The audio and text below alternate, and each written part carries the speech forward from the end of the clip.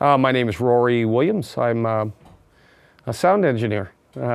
Started as a front of house engineer with Aerosmith and on the road with Claire Brothers and so forth back in the 70s.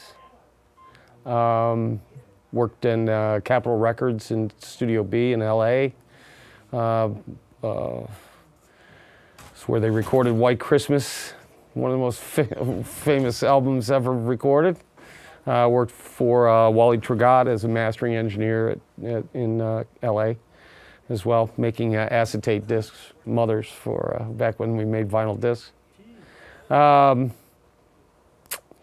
been associated with Biamp Corporation as a regional manager for 10 years.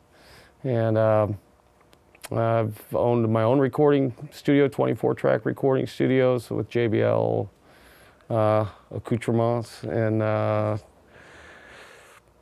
currently I do front of the house. I do local shows. I work in the theater business here. We do opera, from opera to U2. I work front of the house for U2 as well. We're using Nexo quite a bit in terms of line arrays, and I just did a 15 concert series this summer, Pat Benetar and the B-52s and things like that. We use Nexo on lulls, kind of like what you had here, on lifts to lift the line arrays, and it's good stuff. I like the sound of it. Not very happy with their subs. We didn't use their subs. We use Claire subs.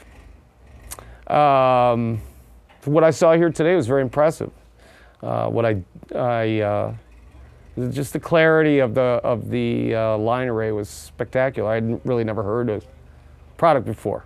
I came here as a result of an invitation from Front of the House magazine, actually. So it's my first exposure to the product line. I'm very impressed. I think technologically, I think it's a very advanced product offering.